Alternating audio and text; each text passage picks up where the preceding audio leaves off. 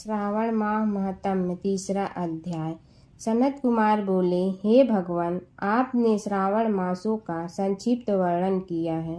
हे स्वामी, इससे हमारी तृप्ति नहीं हो रही है, अतः आप कृपा करके विस्तार पूर्वक वर्णन करें, जिसे सुनकर हे सुरेश्वर मैं कृत्य हो जाऊंगा। ईश्वर बोले, हे योगेश, जो बुद्धिमान नक्त व्रत के द्वारा श्रावण मास को व्यतीत करता है, वह 12 महीने में नक्त व्रत करने के फल का भागी होता है। नक्त व्रत में दिन की समाप्ति के पूर्व सन्यासियों के लिए एवं रात्रि में गृहस्थों के लिए भोजन का विधान है। उसमें सूर्यास्त के बाद की 3 घड़ियों को छोड़कर नक्त भोजन का समय होता है। सूर्य के अस्त होने के पश्चात 3 घड़ी संध्या काल होता है। संध्या वेला में आहार, मैथुन, निद्रा और चौथा स्वाध्याय, इन 4 कर्मों का त्याग कर देना चाहिए। गृहस्थ और यति के भेद से उनकी व्यवस्था के विषय में मुझसे सुनिए। सूर्य के मंद पड़ जाने पर जब अपनी छाया अपने शरीर से दोगुनी हो जाए, उस समय के भोजन को यति के लिए नक्त भोजन कहा गया है। रात्रि भोजन उनके लिए नक्त भोजन नहीं होता है। तारों के दृष्टिगत होने पर विद्वानों ने गृहस्थ के लिए नक्त कहा गया है। यति के लिए दिन के 8वें भाग के शेष रहने पर भोजन का विधान है। उसके लिए रात्रि में भोजन का निषेध किया गया है। गृहस्थ को चाहिए कि वह विधि पूर्वक रात्रि में नक्त भोजन करे और यति, विधवा तथा विदुर व्यक्ति सूर्य के रहते नक्त व्रत करें। विदुर व्यक्ति यदि पुत्रवान हो तो उसे भी रात्रि में ही नक्त व्रत करना चाहिए। अनाश्रमी हो अथवा आश्रमी हो अथवा पत्नी रहित हो अथवा पुत्रवान हो, उन्हें रात्रि में नक्त व्रत करना चाहिए। इस प्रकार बुद्धिमान मनुष्य को अपने अधिकार के अनुसार नक्त व्रत करना चाहिए। इस मास में नक्त व्रत करने वाला व्यक्ति परम गति प्राप्त करता है। मैं प्रातःकाल स्नान करूंगा, ब्रह्मचर्य व्रत का पालन करूंगा, नक्त भोजन करूंगा, पृथ्वी पर सोऊंगा और प्राणियों पर दया करूंगा। हे देव, इस व्रत को प्रारंभ करने पर यदि मैं मर जाऊं तो हे जगतपति, आपकी कृपा से मेरा व्रत पूर्ण हो। ऐसा संकल्प करके बुद्धिमान व्यक्ति को श्रावण मास में प्रतिदिन नक्त व्रत करना चाहिए। इस प्रकार नक्त व्रत करने वाला मुझे अत्यंत प्रिय होता है। ब्राह्मण के द्वारा अथवा स्वयं ही अतिरुद्र, महारुद्र अथवा रुद्र मंत्र से महीने भर प्रतिदिन अभिषेक करना चाहिए। हे वत्स, मैं उस व्यक्ति पर प्रसन्न हो जाता हूँ क्योंकि मैं जलाधार से अत्यंत प्रीति रखने वाला हूँ। अथवा रुद्र मंत्र के द्वारा मेरे लिए अत्यंत प्रीतिकर होम प्रतिदिन करना चाहिए।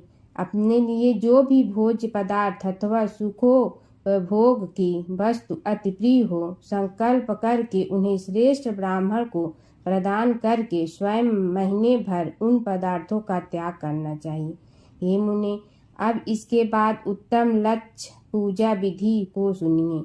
लक्ष्मी चाहने वाले अथवा शांति की इच्छा वाले मनुष्य को लक्ष्य बेलपत्र या लक्ष्य दूर्वा दलों से शिव की पूजा करनी चाहिए।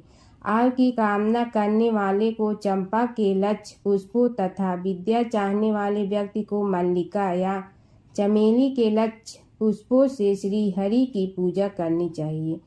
शिव तथा विष्णु की प्रसन्नता तुलसी के दलों से सिद्ध होती है। पुत्र की कामना करने वाले को कटेरी के दलों से शिव तथा विष्णु का पूजन करना चाहिए। बुरे स्वप्न की शांति के लिए धान से पूजन करना प्रशस्त होता है। देव के समक्ष निर्मित किए गए रंग, वल्ली आदि से विभिन्न रंगों से रचित पद्य, स्वास्तिक और चक्र आदि से प्रभु की पूजा करनी चाहिए। इस प्रकार सभी मनोरथों की सिद्धि के लिए सभी प्रकार के पुष्पों से यदि मनुष्य लक्ष्य पूजा करे तो शिव जी प्रसन्न होंगे। तत्पश्चात उद्यापन करना चाहिए। मंडप निर्माण करना चाहिए और मंडप के त्रिभाग परिमाण में वेदिका बनानी चाहिए। तदंतर पुण्याह वाचन करके आचार्य का वरण करना चाहिए और उस मंडप में प्रविष्ट होकर गीत तथा वाद्य के शब्दों और तीव्र वेद ध्वनि से रात्रि में जागरण करना चाहिए। वेदिका के ऊपर उत्तम लिंग तो भद्र बनाना चाहिए और उसके बीच में चावलों से सुंदर कैलाश का निर्माण करना चाहिए। उसके ऊपर तांबे का अत्यंत चमकीला तथा पंच पल्लव युक्त कलश स्थापित करना चाहिए और उसे रेशमी वस्त्र से वेष्टित कर देना चाहिए। उसके ऊपर पार्वती पति शिव की सुवर्णमय प्रतिमा स्थापित करनी चाहिए। तत्पश्चात पंचामृत पूर्वक धूप दीप तथा नैवेद्य से उस प्रतिमा की पूजा करनी चाहिए और गीत नृत्य तथा वेद शास्त्र तथा पुराणों के पाठ के द्वारा रात्रि में जागरण करना चाहिए। इसके बाद प्रातः काल भली भांति स्नान करके पवित्र हो जाना चाहिए और अपनी सखा में निर्दिष्ट विधान के अनुसार वेदिका निर्माण करना चाहिए। तत्पश्चात मूल मंत्र से या गायत्री मंत्र से या शिव के सहस्र नामों के द्वारा तिल तथा घृत मिश्रित खीर से होम कराना चाहिए अथवा जिस मंत्र से पूजा की गई है उसी से होम करके पूर्णाहुति डालनी चाहिए। इसके बाद वस्त्र अलंकार तथा भूषणों से भली भांति आचार्य का पूजन करना चाहिए। तत्पश्चात अन्य ब्राह्मणों का पूजन करना चाहिए और उन्हें दक्षिणा देनी चाहिए। जिस वस्तु से उमापति शिव की लक्ष्य पूजा की हो उसका दान करना चाहिए। स्वर्णमयी मूर्ति बनाकर शिव की पूजा करनी चाहिए। यदि दीप कर्म किया हो तो उस दीपक का दान करना चाहिए। चांदी का दीपक और स्वर्ण की वर्तिका अर्थात बत्ती बनाकर उसे घृत से भरकर सभी कामनाओं और अर्थ की सिद्धि के लिए उसका दान करना चाहिए। इसके बाद प्रभु से क्षमा प्रार्थना करनी चाहिए और अंत में 100 ब्राह्मणों को भोजन कराना चाहिए। हे मुनि, जो व्यक्ति इस प्रकार पूजा करता है मैं उस पर प्रसन्न होता हूँ। उसमें भी जो श्रावण मास में पूजा करता है उसका अनंत फल मिलता है। यदि अपने लिए अत्यंत प्रिय कोई वस्तु मुझे अर्पण करने के विचार से इस मास में कोई त्यागता है तो अब उसका फल सुनिए। इस लोक में तथा परलोक में उसकी प्राप्ति लाख गुना अधिक होती है। सकाम करने से अभिलाषित सिद्धि होती है और निष्काम करने से परम गति मिलती है। इस मास में रुद्राभिषेक करने वाला मनुष्य उसके पाठ की अक्षर संख्या से एक एक अक्षर के लिए करोड़ करोड़ वर्षों तक रुद्रलोक में प्रतिष्ठा प्राप्त होता है। पंचामृत का अभिषेक करने से मनुष्य अमृत प्राप्त करता है। इस मास में जो मनुष्य भूमि पर शयन करता है उसका फल भी मुझसे सुनिए। हे द्विज श्रेष्ठ, वह मनुष्य 9 प्रकार के रत्नों से जड़ी हुई सुंदर वस्त्र से आच्छादित बिछे हुए कमल गट्टे से सुशोभित देश तकियों से युक्त रम्य स्त्रियों से विभूषित रत्न निर्मित दीपों से मंडित तथा अत्यंत मृदु और गरुड़ाकार प्रवाल मणि निर्मित अथवा हाथी दांत की बनी हुई अथवा चंदन की बनी हुई उत्तम तथा शुभ शैया प्राप्त करता है। इस मास में ब्रह्मचर्य का पालन करने से वीर्य की दृढ़ पुष्टि होती है। ओज बल शरीर की दृढ़ता और जो भी धर्म के विषय में उपकारक होते हैं वह सब उसे प्राप्त हो जाता है। निष्काम ब्रह्मचर्य व्रती को साक्षात ब्रह्मा प्राप्ति होती है और सकाम को स्वर्ग तथा सुंदर देवांगनाओं की प्राप्ति होती है। इस मास में दिन रात अथवा केवल दिन में अथवा भोजन के समय मौन व्रत धारण करने वाला भी महान वक्ता हो जाता है। व्रत के अंत में घंटा और पुस्तक का दान करना चाहिए। मौन व्रत के महात्म्य से मनुष्य सभी शास्त्रों में कुशल तथा वेद वेदांग में पारंगत हो जाता है तथा बुद्धि में बृहस्पति के समान हो जाता है। मौन धारण करने वाले का किसी से कलह नहीं होता अतः मौन व्रत अत्यंत उत्कृष्ट है। 4वां अध्याय। ईश्वर बोले, हे सनत कुमार, अब मैं धारण पारण व्रत का वर्णन करूँगा।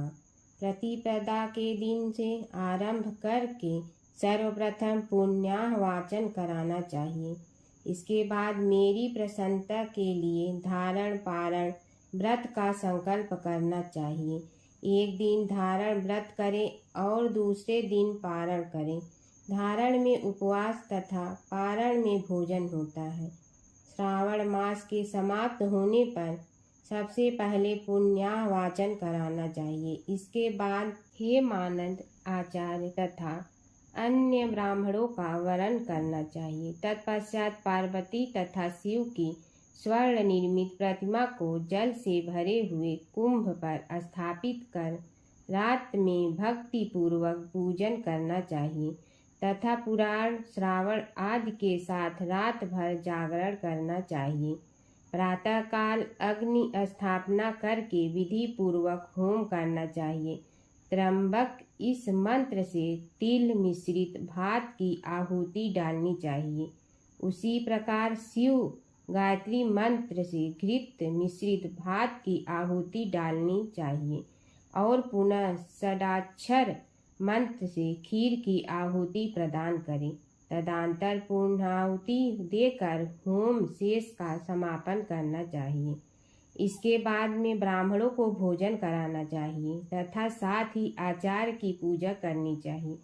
हे महाभाग, इस प्रकार से उद्यापन संपन्न करके मनुष्य ब्रह्म हत्या आदि पातकों से मुक्त हो जाता है।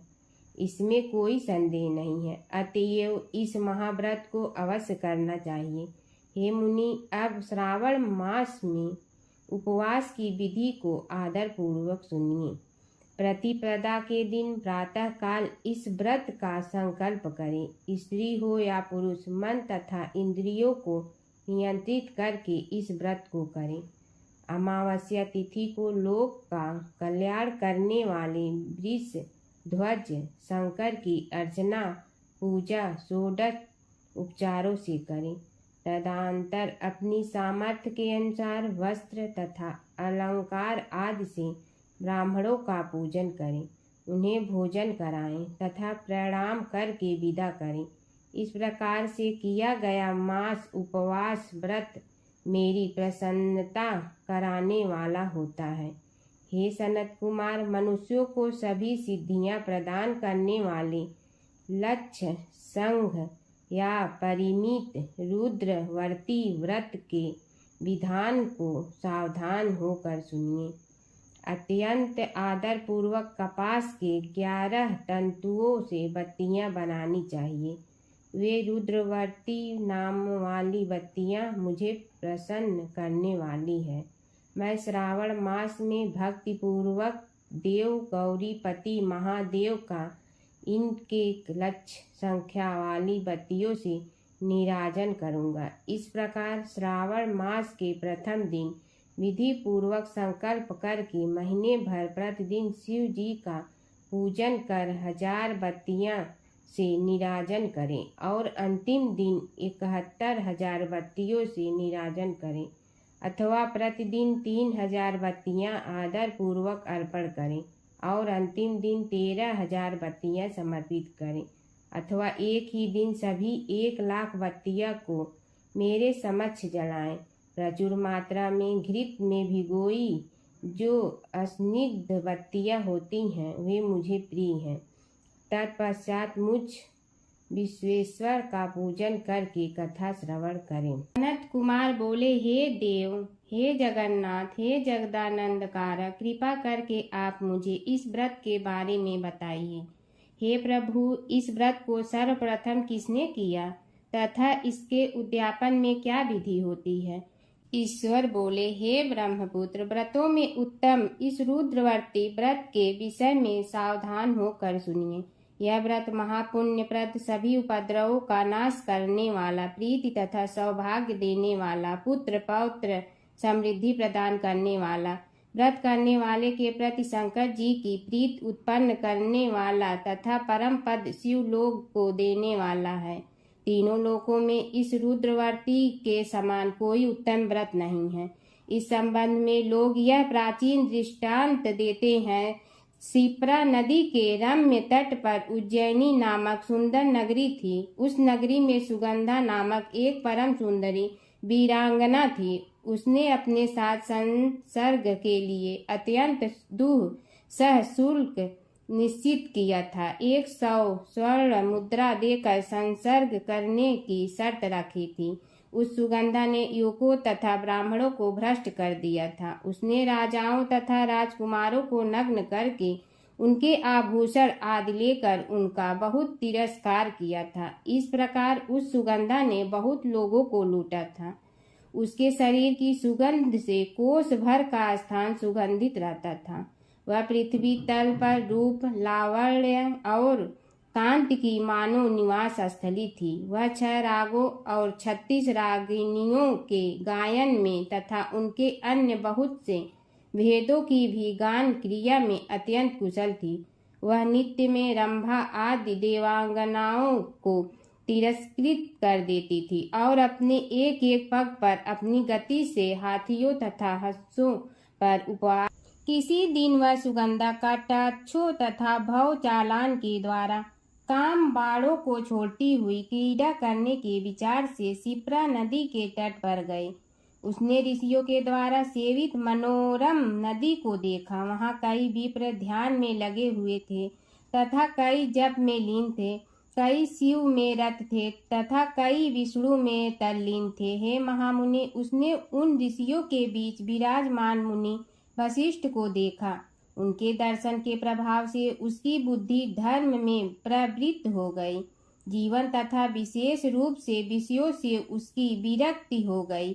वह अपना सिर झुकाकर बार बार मुनि को प्रणाम करके अपना पाँव की निवृत्ति के लिए मुनि श्रेष्ठ वशिष्ठ जी से कहने लगी। सुगंधा बोली, हे अनाथ नाथ, हे विपेंद्र, हे सर्व विद्या विशारद, हे योगीश, मैंने बहुत से पाप किए हैं। अतः हे प्रभु, उन समस्त पापों के नाश के लिए मुझे उपाय बताइए। ईश्वर बोले, हे सनत कुमार, उस सुगंधा के इस प्रकार कहने पर वे दीन वत्सल मुनि वशिष्ठ अपनी ज्ञान दृष्टि से उसके कर्मों को जानकर आदर पूर्वक कहने लगे। वशिष्ठ बोले, तुम सावधान होकर सुनो। जिस पुण्य से तुम्हारे पाप का पुण्य रूप से नाश हो जाएगा, वह सब मैं तुमसे अब कह रहा हूँ। हे भद्रे, तीनों लोकों में विख्यात वाराणसी में जाओ। वहां जाकर तीनों लोकों में दुर्लभ महान पुण्य देने वाले तथा शिव के अत्यंत प्रीतिकर रुद्रवर्ती नामक व्रत को उस क्षेत्र में करो। हे भद्रे, इस व्रत को करके तुम परम गति प्राप्त करोगी। ईश्वर बोले, तब उसने अपने धन लेकर सेवक तथा मित्र सहित काशी में जाकर वशिष्ठ के द्वारा बताए गए विधान के अनुसार व्रत किया। इस प्रकार उस व्रत के प्रभाव से वह सशरीर उस शिवलिंग में विलीन हो गए। हे सनत कुमार, इस प्रकार जो स्त्री इस परम दुर्लभ व्रत को करती है, वह जिस जिस अभिष्ट पदार्थ की इच्छा करती है उसे निसंदेह प्राप्त करती है। हे सुव्रत, अब आप मणिक्यवर्तियों का महात्म्य सुनिए। हे विपेंद्र, उन मणिक्यवर्तियों के व्रत से स्त्री मेरे अर्ध आसन की अधिकारिणी हो जाती है और महाप्रलय पर्यंत वह मेरे लिए प्रिय रहती है। अब मैं इस व्रत की संपूर्णता के लिए उद्यापन का विधान बताऊंगा। चांदी की बनी हुई नंदीश्वर की मूर्ति पर आसीन सुवर्णमय भगवान शिव की पार्वती सहित प्रतिमा को कलश पर स्थापित करना चाहिए। इसके बाद प्रातः काल नदी में निर्मल जल में विधि पूर्वक स्नान करके 11 ब्राह्मणों सहित आचार का वरण करना चाहिए। तत्पश्चात रुद्र सूक्त से अथवा गायत्री से अथवा मूल मंत्र से घृत, खीर तथा बेल पत्रों का होम कराना चाहिए। इसके बाद पूर्णाहुति होम करके आचार आदि की विधिवत पूजा करनी चाहिए तथा सपत्नी 11 उत्तम विप्रों को भोजन कराना चाहिए। हे सनत कुमार, जो स्त्री इस प्रकार से व्रत करती है वह समस्त पापों से मुक्त हो जाती है। तत्पश्चात विधान पूर्वक कथा सुनकर स्थापित की गई समस्त सामग्री ब्राह्मणों को दे देनी चाहिए। इससे निश्चित रूप से 1000 अश्वमेध यज्ञों का फल प्राप्त होता है।